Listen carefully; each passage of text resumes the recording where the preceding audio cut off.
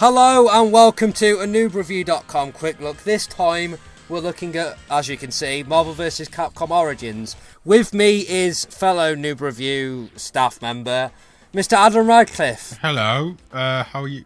How's it going? I'm great.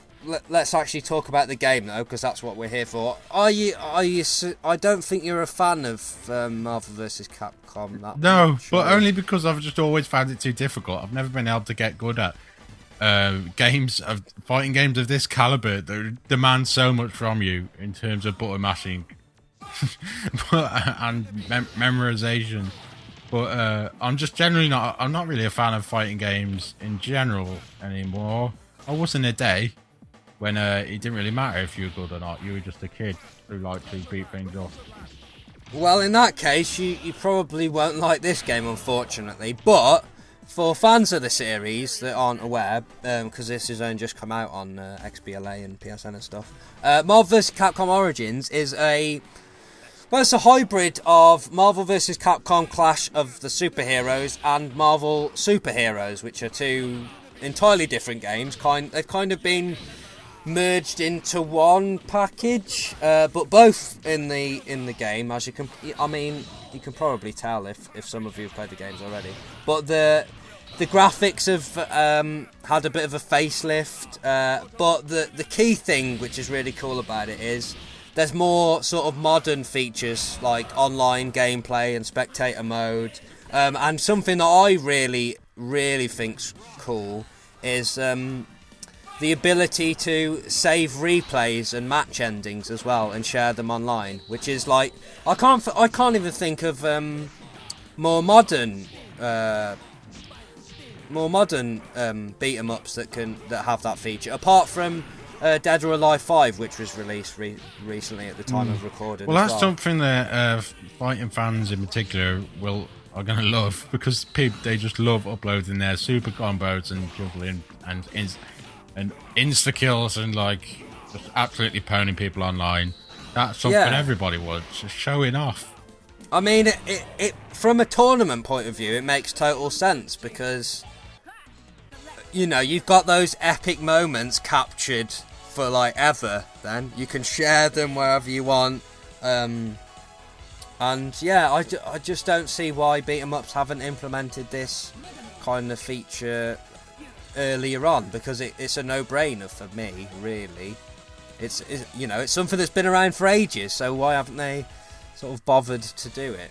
It's great to see all the Capcom characters in here as well. Yeah, well, yeah, it's got the usual roster of characters. You know, you've got your Marvel characters like Gambit there, Wolverine, but you've also got your Capcom ones. Mega Man's in there. Who else is in there? I can't remember off the top of my head. No. Of course, like Street Fighter characters are in there. Yeah, it's just it's actually, because it's kind of there's less characters to choose from. I would think it's quite good for a beginner of the series as well, but it's still quite hardcore, as you can see from that crazy ass combo that Mega Man just pulled off. It looks a very hardcore game. So it's always had some great stages, though. Yeah, well, yeah. I mean, and the super moves. I mean, the super moves have to be some of the most amazing things like in any fighting game. They're just incredible, aren't they? I mean, visually, the games have always been immense, like compared to the likes of Street Fighters always look good, but look at that, it's just royal flush, just absolutely mental stuff going on the screen. To be honest with you, I'm not quite sure why the series hasn't taken off as much as it has, because if you think, it kind of merges two of gaming's kind of biggest countercultures. You've got comics in there with the Marvel thing, but you've also got established beat 'em up franchises like Street Fighter also included. So I'm not sure why it isn't as popular as it, because Street Fighter's really the main one for tournament play, isn't it? Whereas I mean, it still has a gigantic following, but it's just not in the mainstream. Yeah, I wouldn't, because to me, it's more of a mainstream game because it's got more characters from pop culture in it. So I can't understand why it hasn't sort of taken off and become bigger. Really. Maybe it's because it's more. I wouldn't say it's more technical, but it's well,